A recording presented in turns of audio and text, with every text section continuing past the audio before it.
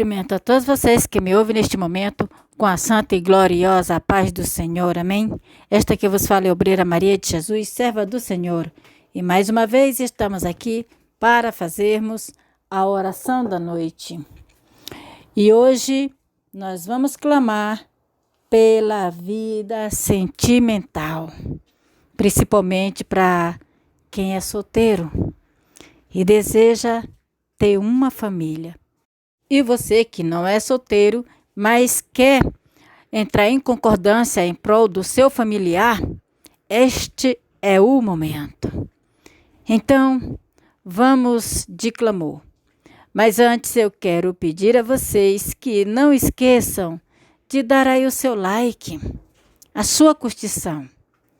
E se tem alguém aqui que ainda não está inscrito, então, meus queridos, eu peço a vocês que se inscrevam.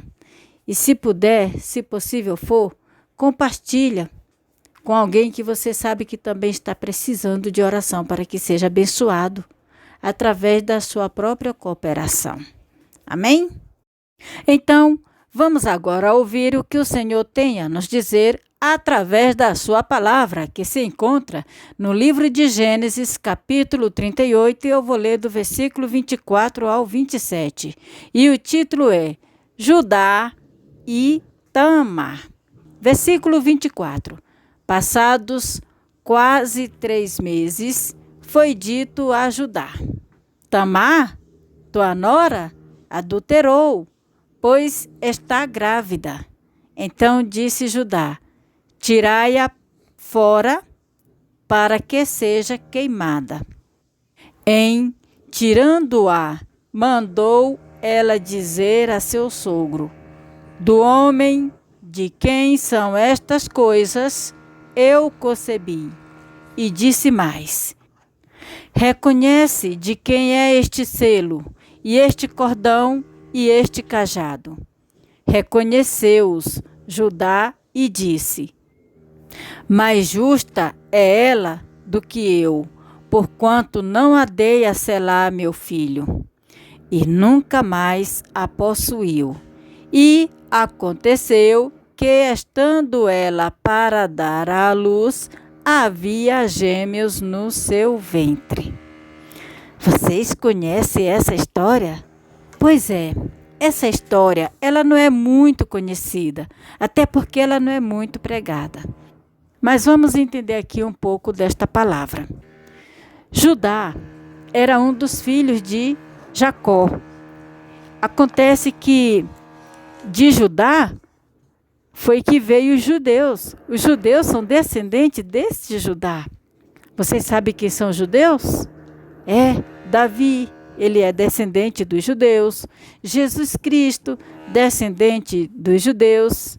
E o mais interessante é que Tamar, esta mulher que eu vou mencionar um pouco sobre a história dela, vocês vão ver como ela usou de sabedoria.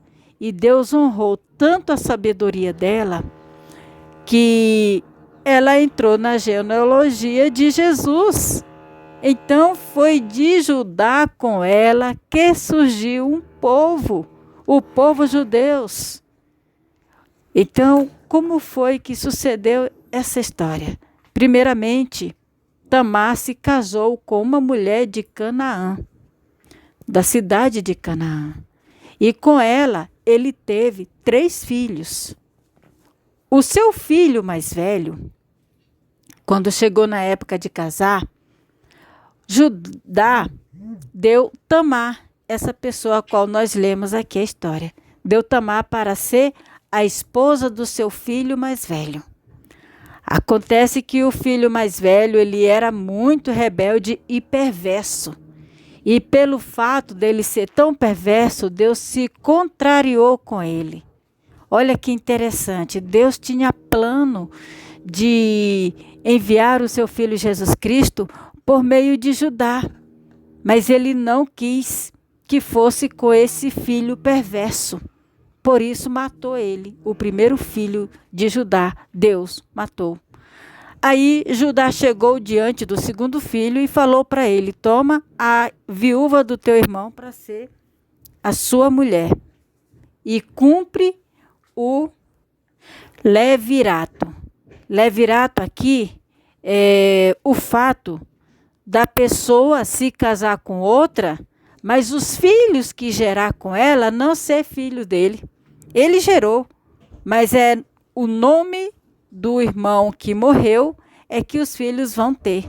É como que ele estivesse criando o filho dos outros, sendo que é seu próprio filho biológico. Então, esse segundo filho de Judá não gostou da ideia de ficar com a viúva do irmão e dele ter filhos e não ser dele.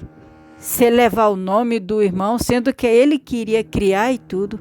Aí, na hora que eles tinham relações sexuais, o que ele fazia? Ele fazia de tudo para ela não fecundar. E o sêmen ele jogava tudo para fora. Ele sempre fazia isso por medo dela reproduzir, dela fecundar filho dele. Porque quem iria ser honrado era o irmão que morreu. E por causa disso, dessa atitude dele, Deus ficou irado com ele. Deus não aprovou essa atitude, matou ele também. Aí morreu o segundo filho de Judá e Tamar ficou viúva.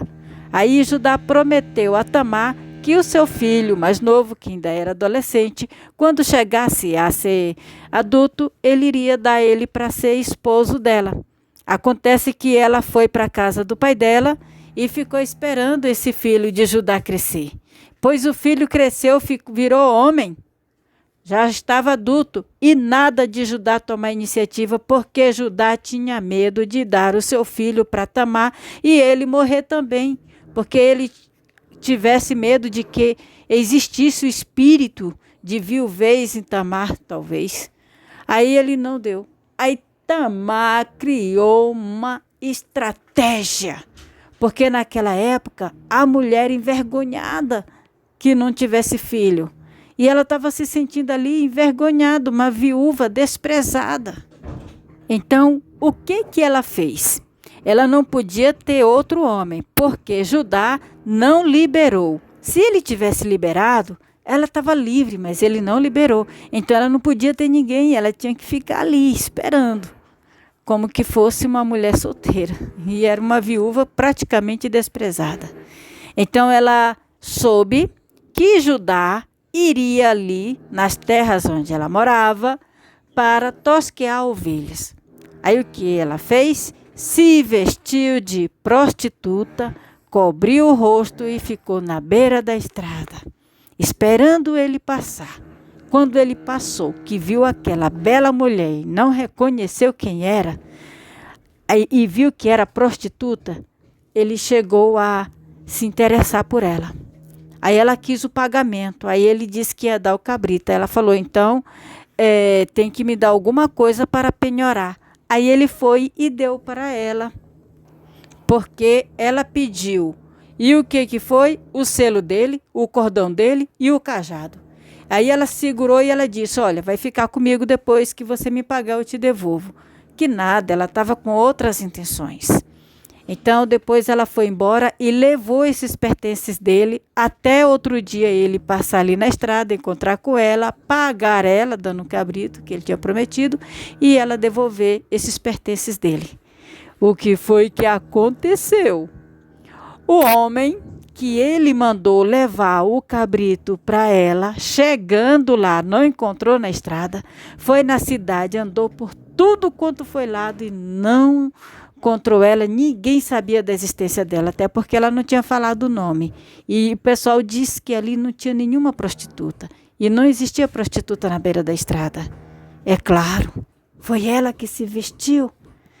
Aí, de repente, ele voltou e falou para o patrão. Aí ele disse, então deixa quieto. Falou para ajudar, né?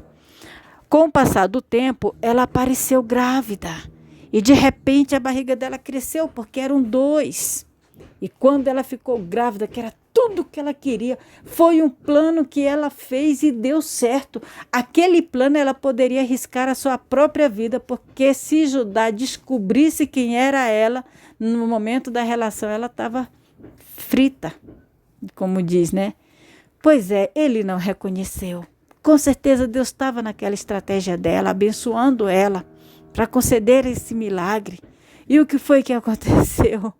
quando ela estava grávida, chegaram para contar para ele: olha, a sua nora engravidou. Aí ele disse: então tira ela para fora para poder ser queimada. Foi o que nós lemos.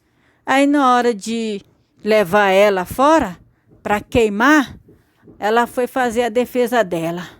Foi quando ela pegou aqueles pertences que ela tinha recebido como paga. Ela pegou e levantou e mostrou para ajudar. Você lembra? Você reconhece esses pertences. Quando ele viu que aqueles pertences eram dele, na mesma hora ele lembrou que ele não teve relações, não foi com uma prostituta, foi com a sua própria nora sem saber. E ele reconheceu que ela estava certa, porque ele tinha ocultado o filho que ele tinha prometido para ela, que era o seu caçula, que ele não deu e ela ficou esperando. Aí ele disse que ela é mais justa do que eu, porquanto não dei selar meu filho. Então, ele nunca mais a possuiu, mas em compensação o que ela queria era ser mãe, pois ela teve, e ainda foi de gêmeos. E um desses filhos foi o que Deus conservou para a geração, para poder conservar a geração de Judá. E chegou até Jesus e ainda hoje existe os judeus. Amados, e qual é o foco dessa história para nós? Muitas vezes as mulheres elas são lesadas, são judiadas, e naquela época elas ainda eram mais ainda. Como Judá, sendo homem, ele podia, fazer as coisas à vontade. Ele também era tão viúvo, ele era viúvo e ela também era. E ele podia ficar à vontade porque era homem, mas a mulher não. A mulher ela tem que se preservar, a mulher tem que tomar muito cuidado e qualquer coisinha é de cair na língua do povo. Mas Deus não olhou para a atitude de Tamar com intenção da condenação, mas Deus olhou com a intenção de aprovação. Muitas vezes a gente precisa tomar uma atitude dessa, mas não vale a pena tomar qualquer atitude sem primeiro colocar Deus na frente. Se Deus não tivesse no controle, se Deus não tivesse na frente dos dois, ou o plano dela teria dado errado, ou ela não teria entrado na história da Bíblia como uma mulher honrada. Para ela ter chegado aonde chegou e conservar essa semente, foi porque Deus honrou aquela atitude. Deus estava no plano daquela mulher. Quando Deus está no nosso plano, aquilo que a gente faz dá certo. Então você que sonha tanto ter uma família, Deus tem uma família abençoada para te dar. E se você fizer planos, mas coloca Deus no seu plano. Se você tiver estratégia, coloque Deus na frente da sua estratégia. Porque se Deus está no controle, é para dar certo. Mas não vamos fazer nada sem Deus estar na frente, porque é perigoso. Amém? Então vamos agora de clamor. Senhor, meu Deus e meu Pai, neste momento, Senhor, eu levanto a Ti este clamor, Pai, porque eu sei que Tu nos ouves, Senhor. E essa história de hoje, Senhor, nos retrata a história de uma mulher que estava considerada como abandonada e desprezada, Senhor. Enquanto ela estava desprezada, ninguém olhava para ela, mas bastou aparecer a gravidez a 1000 pessoas ali para apontar, para acusar, para judiar. Mas ela teve a defesa dela porque ela agiu com sabedoria. Ah, Senhor, tenha misericórdia, porque na face da terra existe tantas pessoas, Senhor, que está sozinho, que está esperando, que deseja tanto ter uma companhia, e é como que não aparecesse ninguém para dar um suporte, para dar um apoio, para dar um conselho, para dar uma ajuda, ou até mesmo para chamar, para interceder. Mas na hora que a pessoa faz qualquer coisa desagradável, negativo, existe tantos para apontar. Ah, Senhor, na situação em que nós estamos hoje, Pai, para conservar a nossa identidade de pessoas que têm compromisso contigo, de pessoas que têm bom referencial, de pessoas justas, Senhor. É tão difícil, Senhor, porque nós vivemos no mundo de espera, esperando a bênção que Tu tens para nos dar. Muitas vezes, Senhor, esta bênção não aparece. E a pessoa às vezes quer tomar atitude usando as suas próprias forças.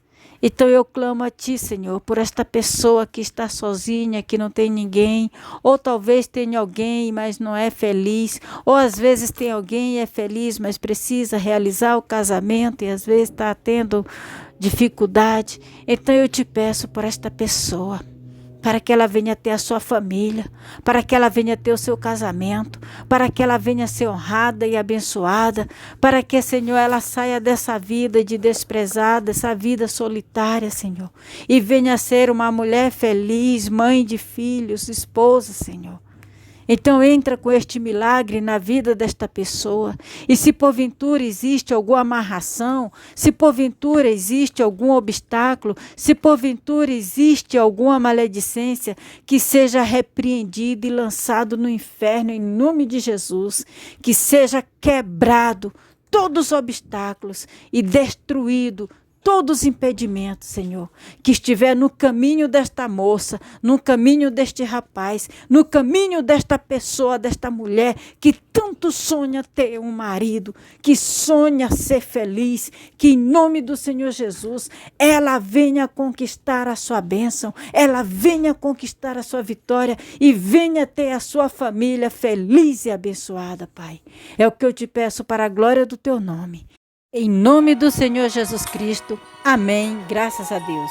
Receba sua bênção e toma posse em nome de Jesus, amém.